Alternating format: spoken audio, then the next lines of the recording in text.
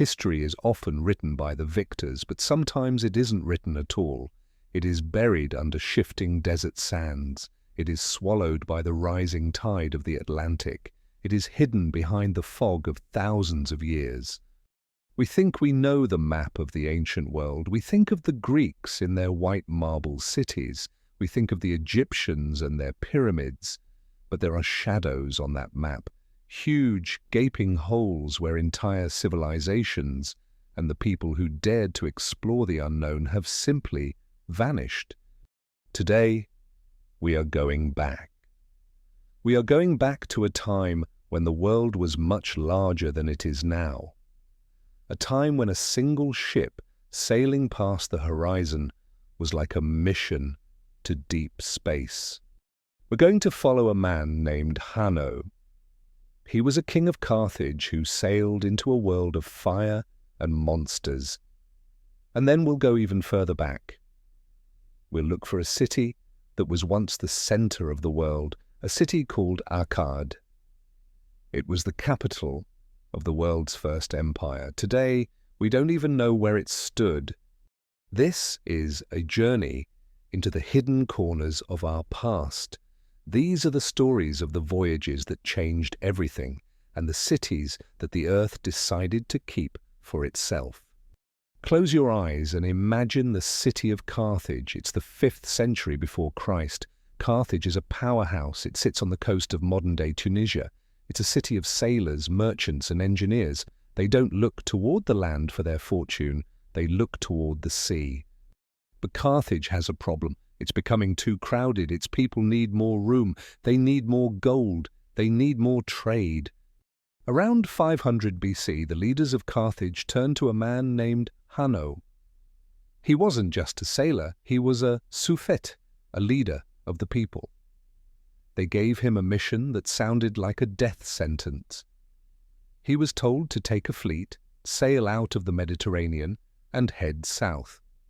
He was told to go where the maps ended. Hanno didn't go alone. Ancient records claim he took 60 ships. These weren't small fishing boats. These were large pentaconters, ships with 50 oarsmen each. The old scrolls say he took 30,000 people with him. Now, modern historians think that number is an exaggeration. It was more likely 5,000, but even 5,000 people is a massive undertaking. It was a floating city drifting into the blue. The fleet passed through the Pillars of Hercules. Today we call it the Strait of Gibraltar. This was the edge of the known world. To the Greeks and Romans, anything beyond those pillars was a void filled with sea monsters and endless mist.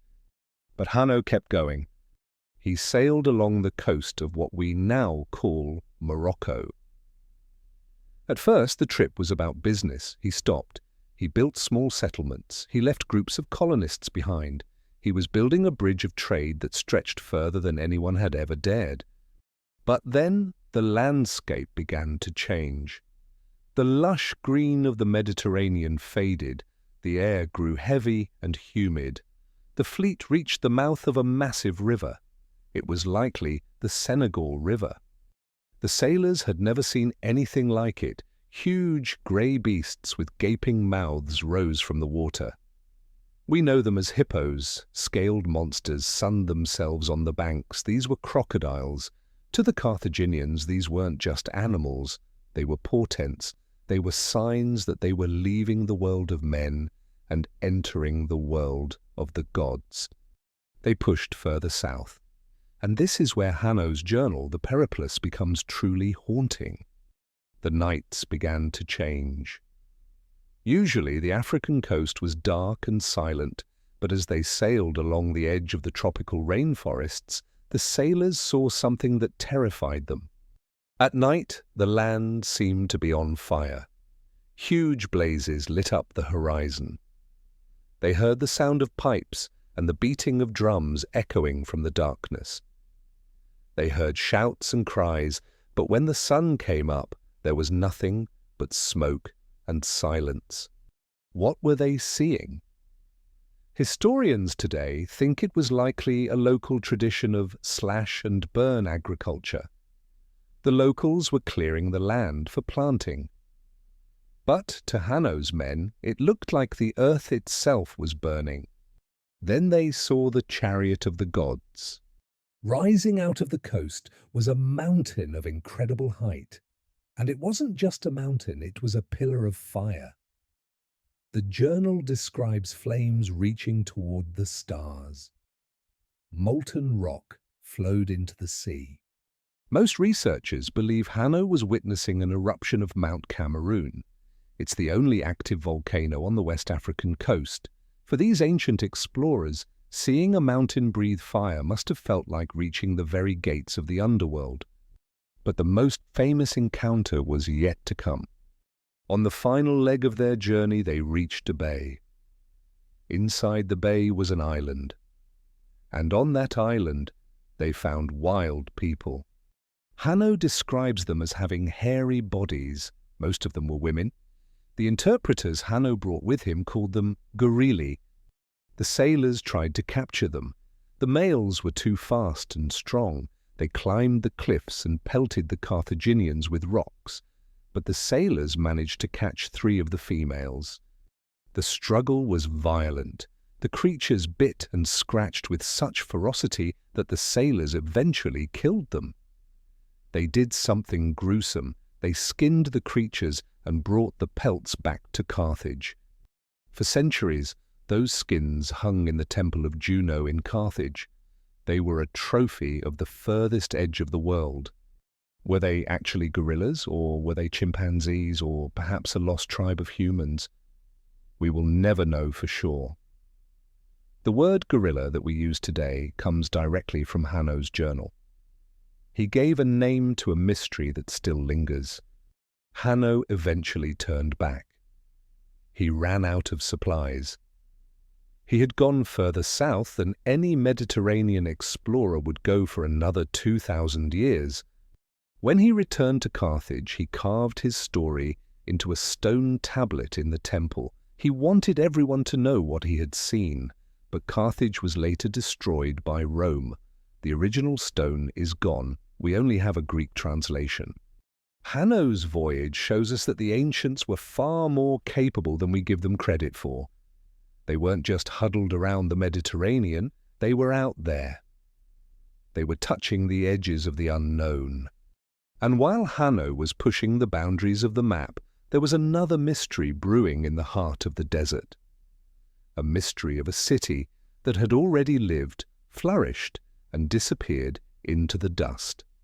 If you look at a map of modern-day Iraq, you'll see the names of cities that echo through time. Babylon, Ur, Nineveh. These were the crown jewels of Mesopotamia. We know where they are. We've dug up their palaces, we've walked their streets. We've touched the bricks laid by kings 4,000 years ago. But there is one name missing. It was the greatest of them all. It was the capital of the first true empire in human history. Its name was Akkad. For over a century, Akkad was the center of the known world. It was a city of gold, silver, and bronze. It was a place where ships from as far away as India docked to trade exotic spices and precious stones. It was the seat of power for a dynasty that changed the way humans lived together. And then it vanished. Not just the people, not just the power. The city itself disappeared. It is the holy grail of Middle Eastern archaeology. It is a city that exists in thousands of texts, but not a single person alive today has ever seen it.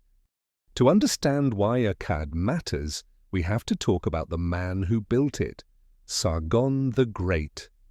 Before Sargon, the world was a collection of scattered city-states. They were like small, angry neighbors constantly fighting over a fence. Each city had its own king, its own laws, and its own army. Sargon changed everything.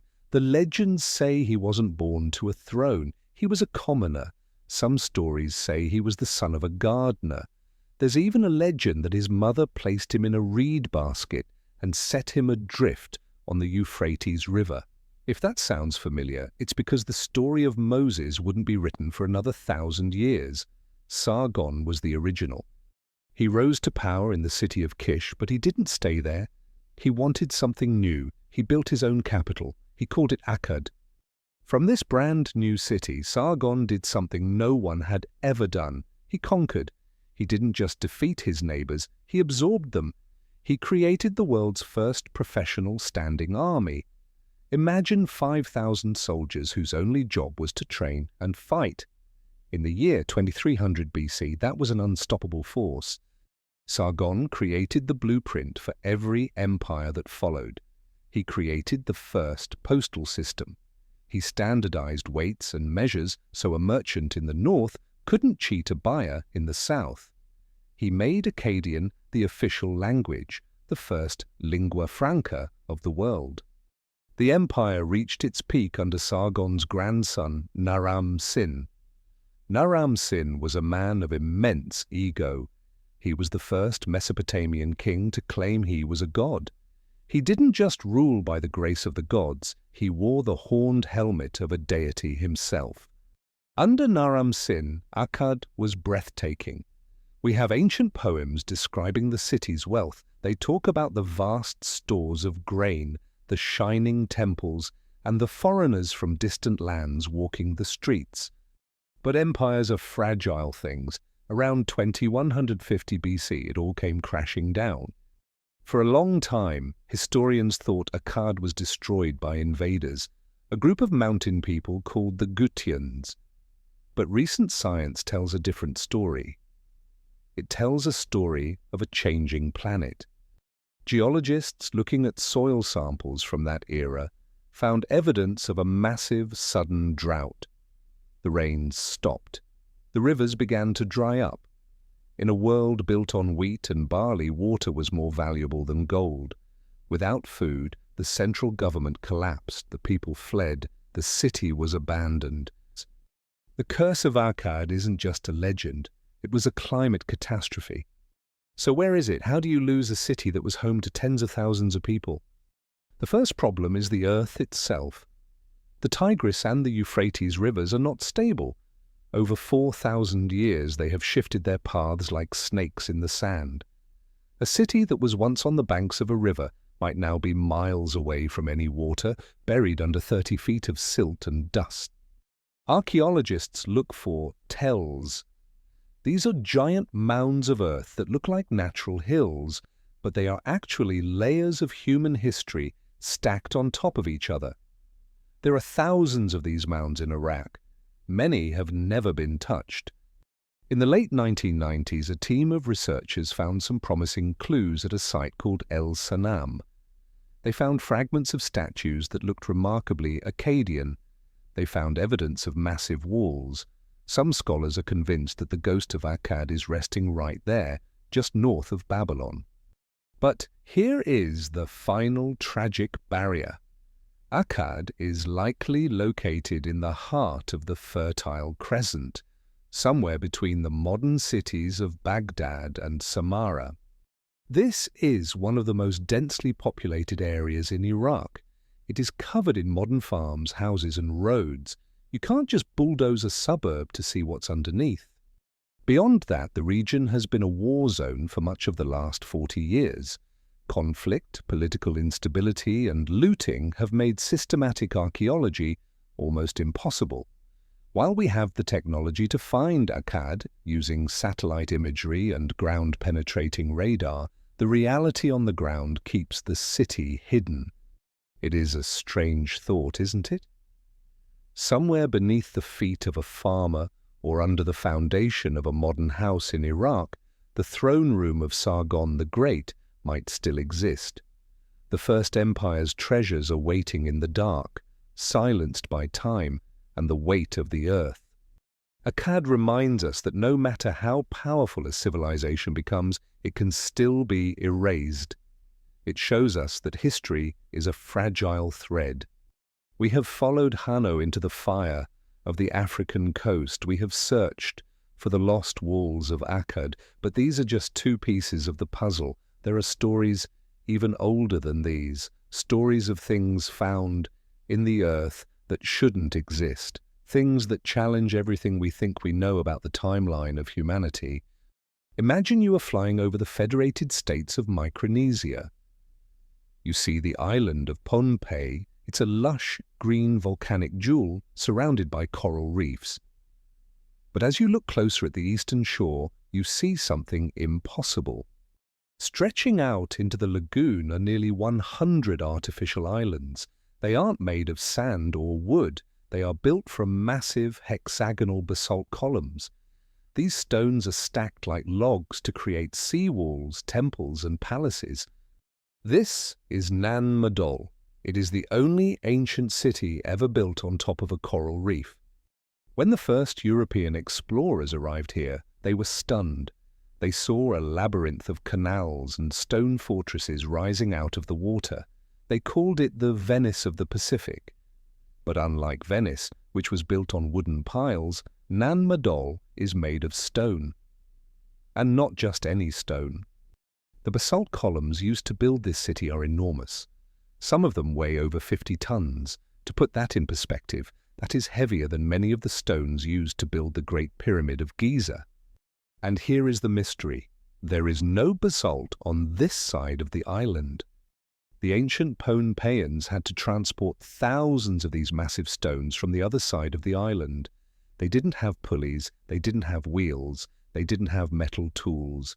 They had to move millions of tons of rock across a rugged, mountainous island and then out into the ocean.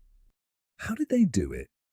If you ask the local people today, they will tell you the legends passed down through generations. They tell the story of two brother sorcerers, Olosopa and Olosipa.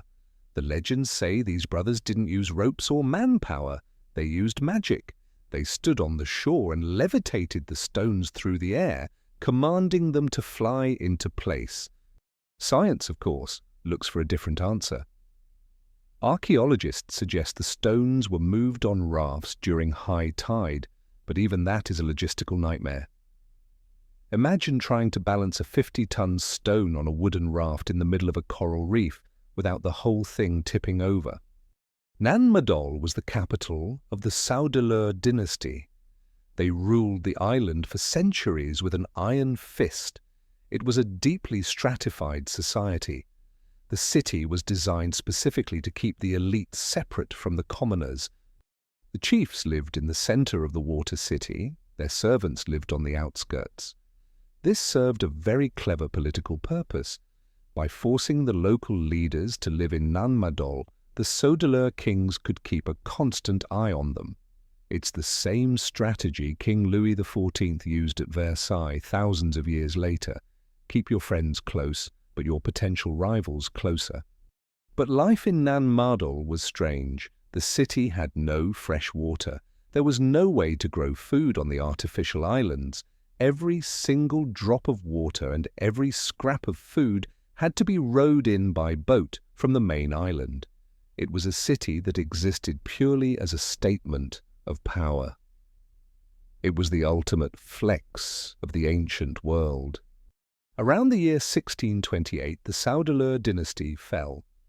According to legend, a hero named Isakelekel invaded the island and overthrew the last of the tyrant kings. After that, the city was slowly abandoned. Today, the mangroves are reclaiming the canals. The salt water is slowly eating away at the foundations, but the mystery remains. Why build a city on the water? Why choose the most difficult location possible?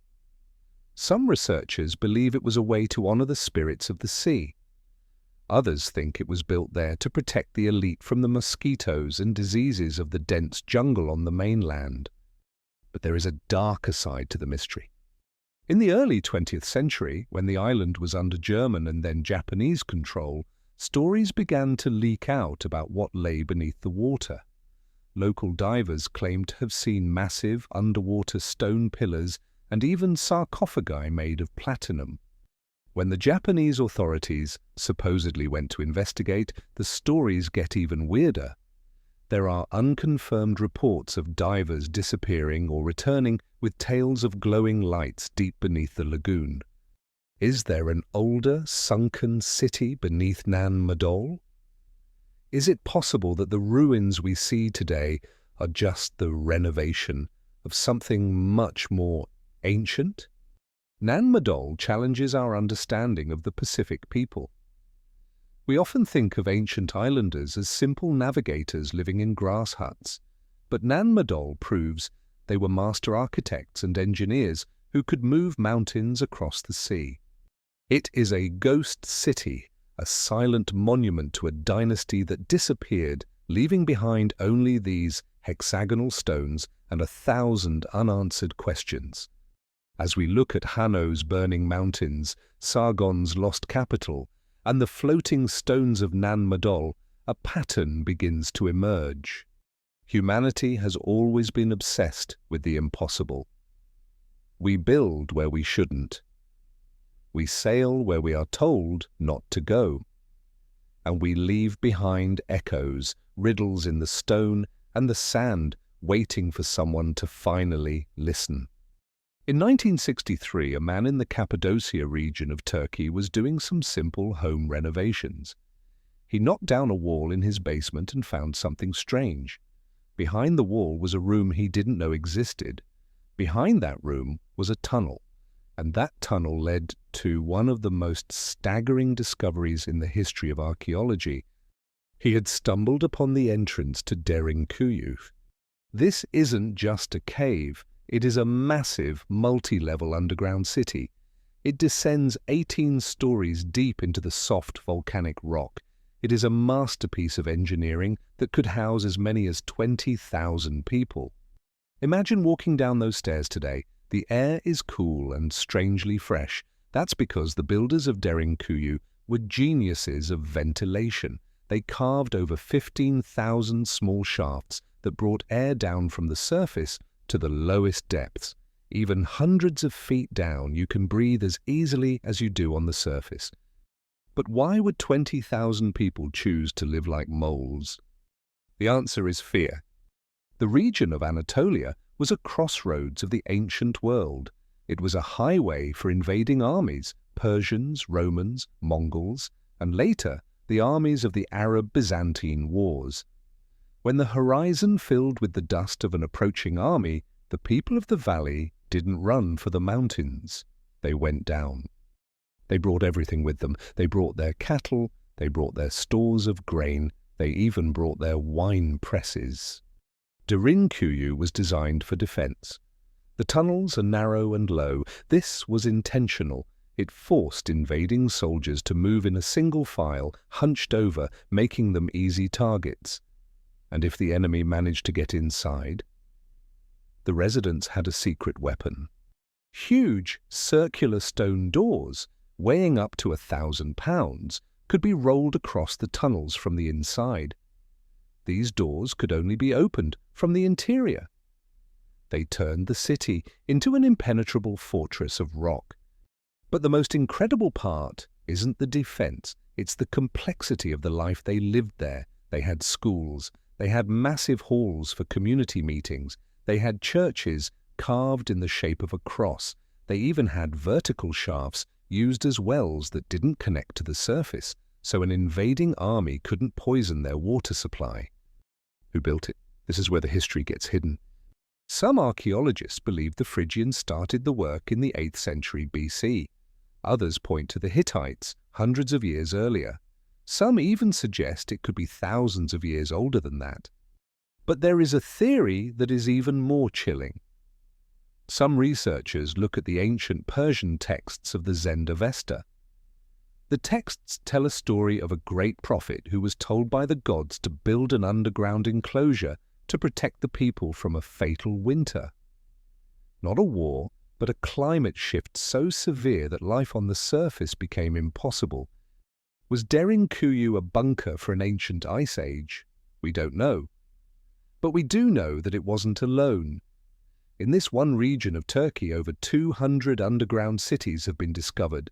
Many of them are connected by tunnels miles long. It is an entire hidden world beneath the soil, We have travelled from the coast of Africa with Hanno to the lost throne of Sargon in Akkad. We have seen the floating stone temples of Nan Madol and the lightless streets of Derinkuyu. What do these places tell us?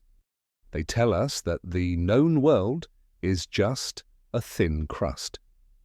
Beneath it, and beyond it, are the remains of people who were just as ambitious, just as terrified, and just as brilliant as we are today. Hanno sailed into the fire because he wanted to see what was there. The Akkadians built the first empire because they wanted to see how far human power could reach.